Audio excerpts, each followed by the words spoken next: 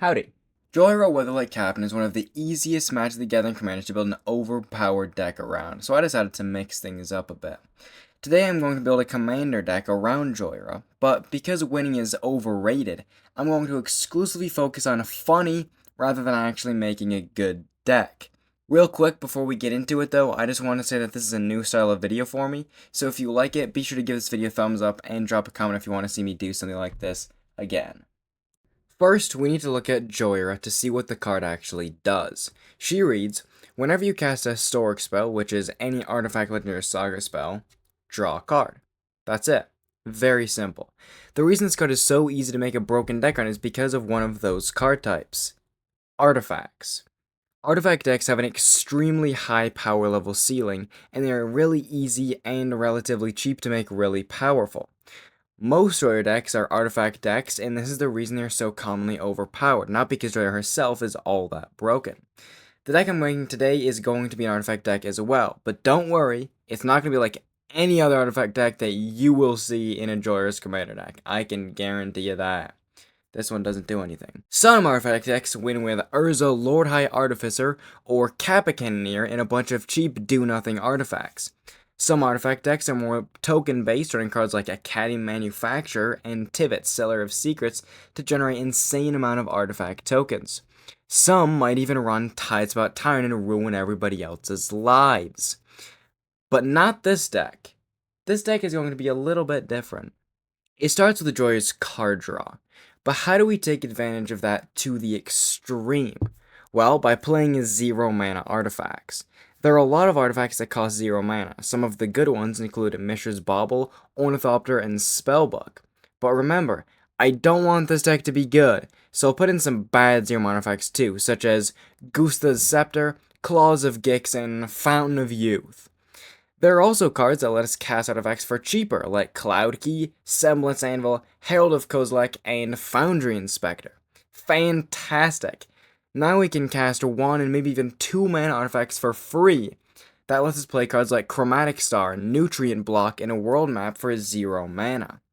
We can also run artifacts with Affinity for Artifacts, the ability that makes the spell cost 1 less for each artifact you control, or even X spells that we don't care if X is 0. So that adds Frogmite, Briber's Purse, and Sigil of Destruction, to name a few.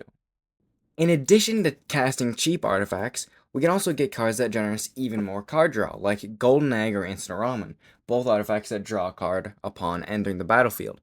Or even better, cards let us draw cards for every artifact that enters the battlefield, essentially doubling Jhoira's ability, like Uthro's Research Craft.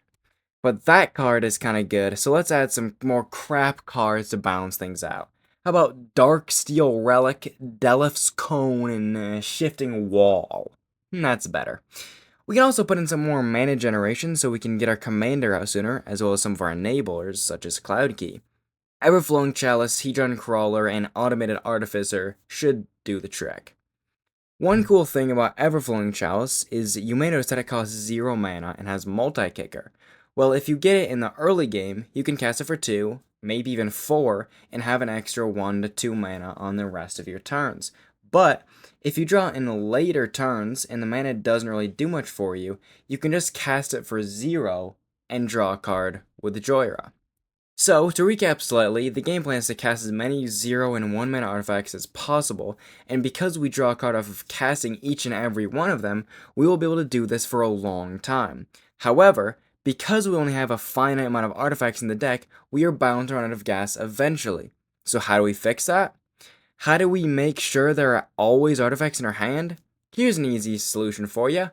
Bounce them back to your hand.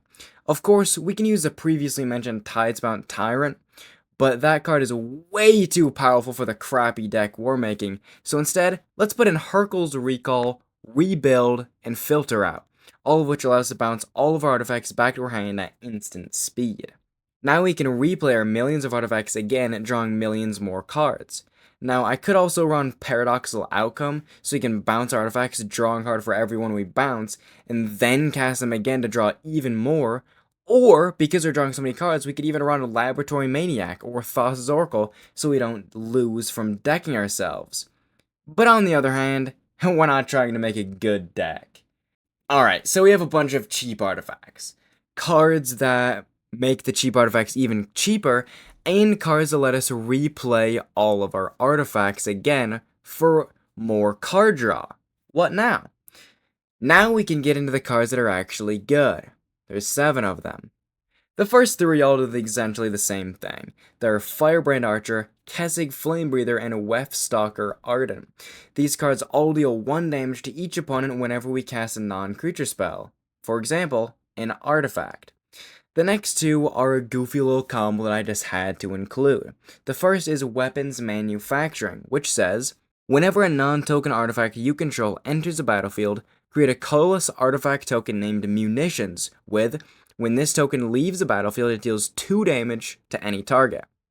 So now every time we play an artifact, we get one of these tokens, which, side note, will deal the damage if we were to bounce them with one of our mass artifact bounce spells.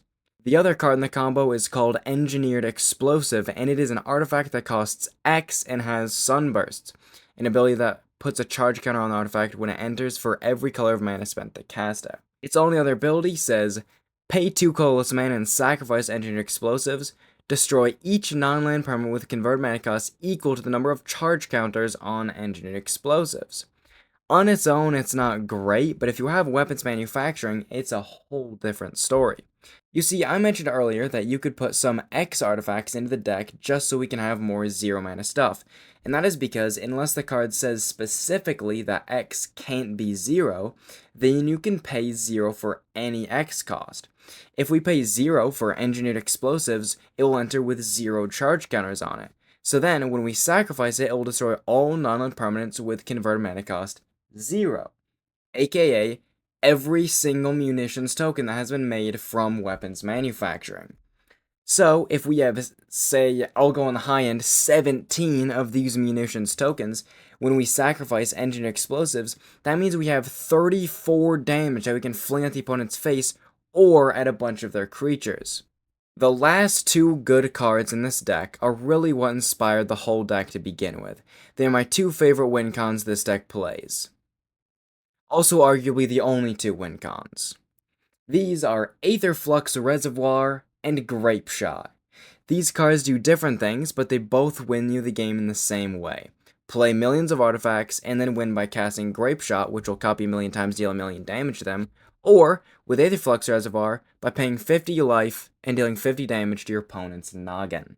This is the whole deck. It's essentially just play 100 artifacts, bounce your 100 artifacts, play your 100 artifacts again. If you ask me, that is what Jhoira is supposed to do. Not win. Who cares about winning? We can draw your whole deck playing terrible artifacts that don't do anything. Anyways, I actually built this deck on Arena, so without further ado, behold my deck mastery. This, ladies and gentlemen, is what I was able to throw together of the Jhoira deck on Arena. Now, I say what I was able to throw together because not all of the cards that I mentioned are on Arena, namely the older terrible ones like Fountain of Youth and Delph's Cone and Shifting Wall and all that garbage. So this deck is actually maybe a little bit better, but the reason that I don't think it is because there's also no Everflowing Chalice, there's no Hurkyl's Recall, there is no Rebuild, and there is no Engineered Explosives. But, if you have a keen eye, you may have just randomly noticed that Weapons Manufacturing is still in the deck. That is because there is another card that combos with Weapons Manufacturing, and that is a Ratchet Bomb, a card that actually is on Arena. It was reprinted as a special little bonus package of cards, so it is on Arena. And it's essentially the same thing as Engineered Explosives, except you pay the 2 mana to cast it, and the ability is free, rather than the ability is free, and their card is free, and you pay 2 mana to use the ability. So, in a way, Retro Bomb is actually better than Engineered Explosives, but, oh no, that's great.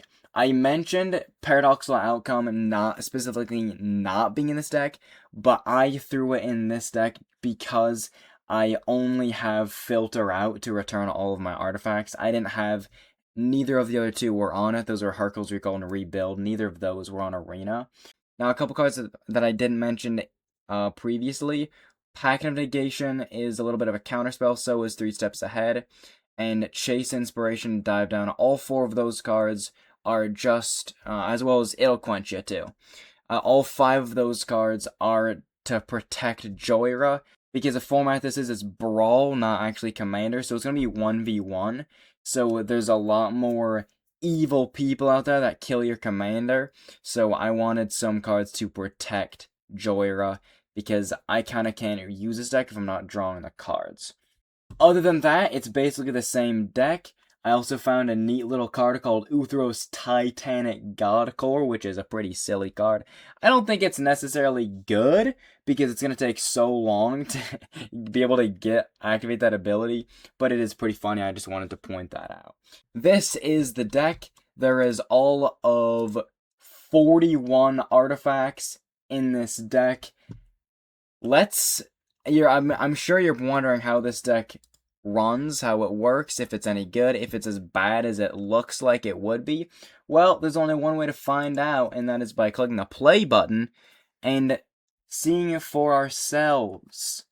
And remember, I'm not necessarily trying to win, okay? I don't care about that. I'm trying to have fun, okay? I have 2 lands. I like this hand because it has Foundry Inspector, has a couple card draw, so if I don't get a land on if I don't have a land by turn 2, I can play one of these guys, draw a card, and then see if I can get a land. So I'm going to keep this and see what happens.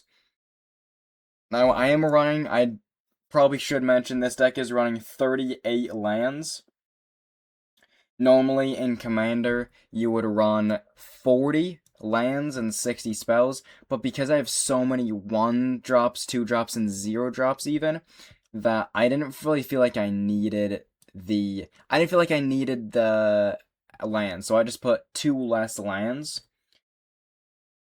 So that is probably something I should mention. We got that land, so we can drop Foundry Inspector on our next turn. That's good. Hopefully we can get another land. Ooh, Cloud Key! We're about to pop off here. We can go... I'm not sure which one to do first. It doesn't really matter. I'll play Cloud Key first, because it's harder to get rid of. Okay, so we got a land. Now we can play Jhoira. We're not going to play Foundry Inspector. We're going to play Jhoira. And then what we're going to do is we're going to play Bonesaw for 0 mana. We're going to draw a card. And then we just pass turn, because we can. But next turn, we're going to play a Foundry Inspector, and play this, and this, and this, probably. If we draw a land, we can play this, that, and then these 2 for free.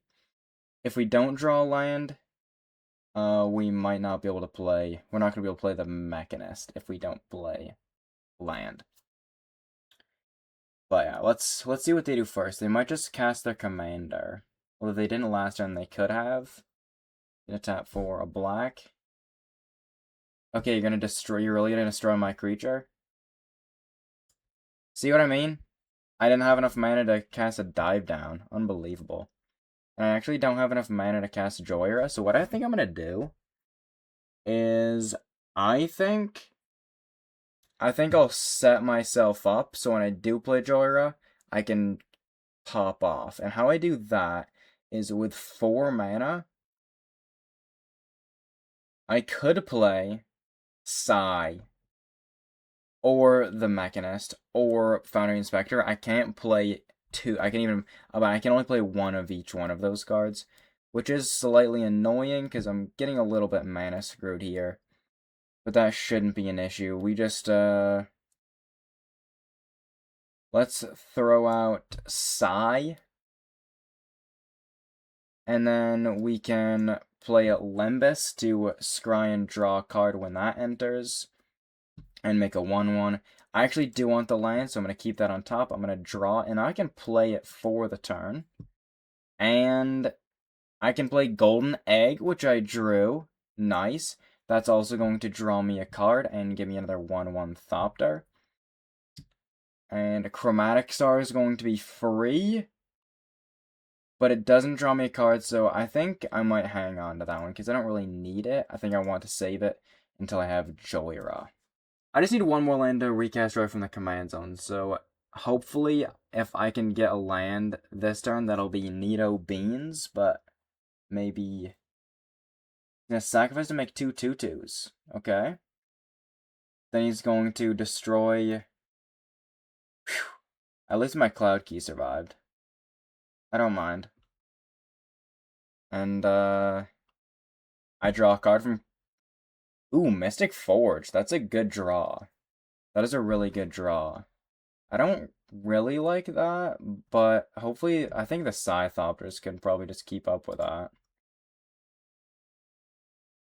I didn't draw a land? Are you serious? Are you serious? Well, I guess I'll just play Foundry Inspector. Make a 1/1. And then... I think what I'll do... I don't really want to play... I want to keep up a Dive Down. So I think I'll play a Mystic Forge. Make a 1/1. Good old 2-mana Mystic Forge. What's on top of my library? Ooh, a Thought Monitor. You know? Do I want to cast that Thought Monitor? I kind of do want the card draw. This is going to be 1 mana draw 2. Negate. Yeah, sure, I like that. I like that. I'm not gonna... Has the ability... Ooh, and I can even... I forgot I forgot that draw cards in effect. Okay, we play our land. Now we can play Soul Guide Lantern, make another Thopter.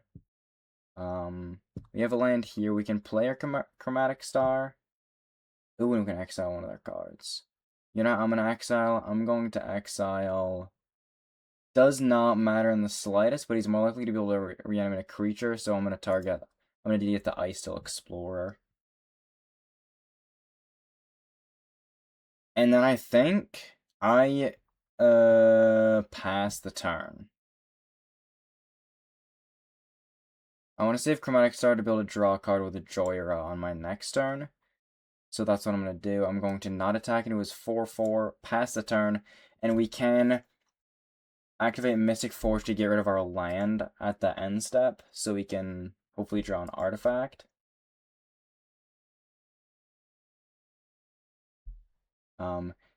He has 8 cards in his graveyard, so he's pretty far away from getting to be able to cast the card without paying its mana cost. But he will get there. It won't take him all that long to get there. Okay. He's going to pay 10 life. So he wants 8 mana. What's he going to use 8 mana for? That's scary. I'm really scared, guys. I don't have enough mana to negate. Pest Infestation! Oh, I can't win now. I literally can't. Oh, I can't. No, I can win, guys. What we do is we activate Mystic Forge to exile the top of our library to get the land off. It's also a land, so it doesn't matter. Now we're going to activate this and exile each opponent's graveyard. And then Cloud Key. Unfortunately, I can't do anything about the Cloud Key. This can't target artifacts. So that's going to resolve, destroy my Mystic Forge and my Cloud Key. Now my artifacts only cost 1 less to cast. But I think we're kind of fine. He does have 7 tokens, which is a little bit unfortunate. But I don't think it's too big of a deal. Also, all of these gain him a life when he dies. So, Plague Life. Okay, so now I'm going to play Jhoira. We can play Chromatic Star. See if we draw another artifact. We do, but it's a 1 mana, and I'm not going to play it because I need to keep Dive Down up to protect my Jhoira. So I'm going to just go to combat and pass the turn. I could have attacked my 4 with my Thopters, but he can just block one of them. He'd take a little bit, and I want to keep him back to block so he can attack with this thing. That is my thought process. Here comes his commander, finally. Took him so long. He's gonna try to destroy target creature or planeswalker.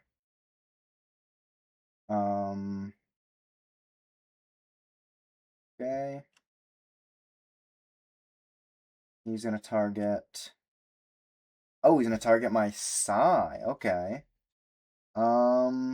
The thing is, I want to keep this to protect my Jhoira, but I can't get this back. So I am gonna dive down to protect that guy. Because I think the Thopters are pretty neat. Alrighty. So now what we can do is play a Jack-o'-lantern for free. Make a Thopter, draw a card. He is innocent, this might take a while. Ooh, Pinnacle Emissary? Sure. Cast that, not warp it, so it's around for a big long time. We're gonna draw a card and make a Thopter. We didn't play a land, so I guess I'll play a land for the turn, deal 1 damage to him.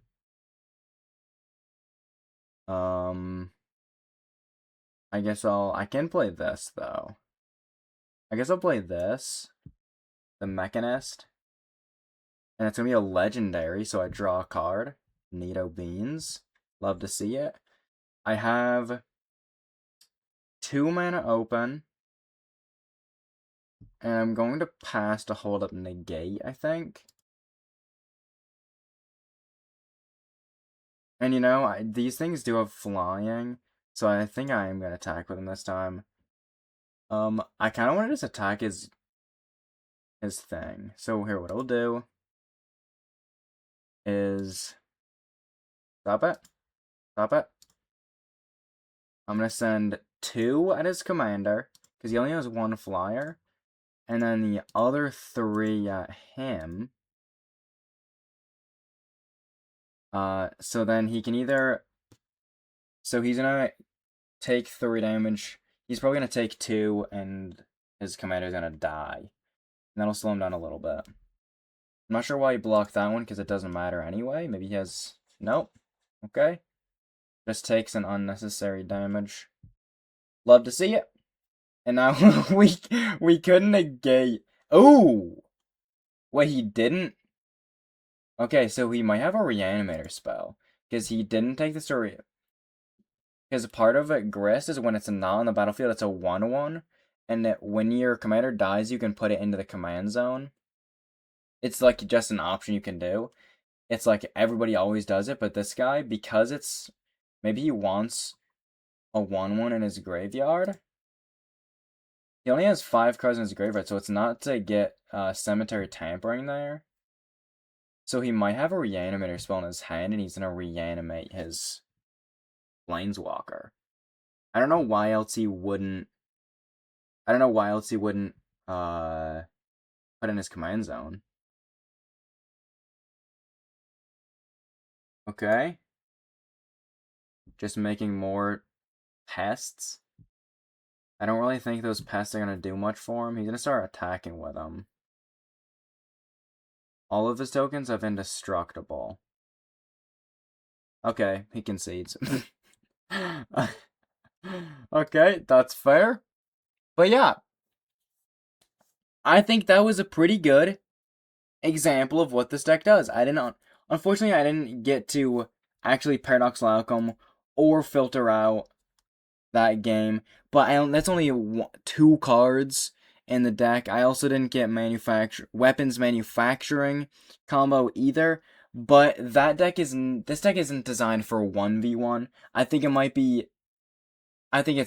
think it's bad in 1v1 at all. I just don't think it's not designed for 1v1. It's designed for slow commander, so you have time to set up your board, set up your Semblance Anvil, your Cloud Key, your Foundry Inspector, get a maybe Glaring Flesh Laker out. Flesh Laker? What's a Flesh Laker? Let's move on.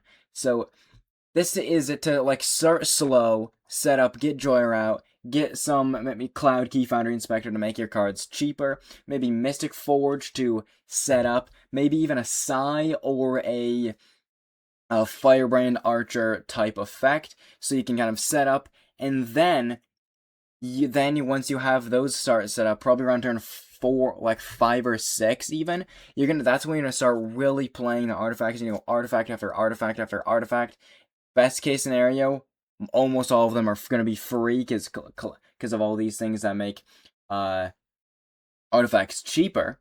And then once you have all of those artifacts getting cast over and over again, you're gonna have a ton of card draw, and then you're also gonna be drawing Filter Out.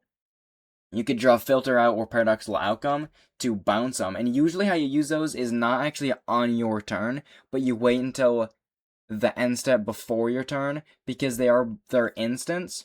So you can cast them on your opponent's turn. So you play, I play Filter Out on my opponent's end step right before my turn, bounce all my artifacts, and then I untap, play like my Cloud Key and Foundry Inspector that make all my artifacts super cheap, and then just absolutely dump all of like the 10 plus artifacts that I just bounced in my hand, draw a card for every single one of them. And then with all of that card draw, you're usually going to draw one of the few ways to win this deck with weapons manufacturing, ratchet bomb. That's not really I wouldn't really consider that a win con necessarily, just because you have to have so many artifact tokens for you to kill them. But more so, Aether Flux, Grape Shot, you might draw one of those, and maybe, just maybe you'll win the game. It's basically just playing Solitaire and Magic the Gathering. So if you like the game of Solitaire, this deck is definitely for you. With that, that's all the time I have for in the video. If you enjoyed it, please consider giving a thumbs up and subscribing. This is a new style of video, like I said earlier. So if you like it, definitely let me know. And if you want to see me build another Commander deck, also let me know, and maybe I'll even be able to throw it together on Arena to give you another demonstration of how the deck works. I'll see you guys in my next upload. Have a fabulous week. See ya.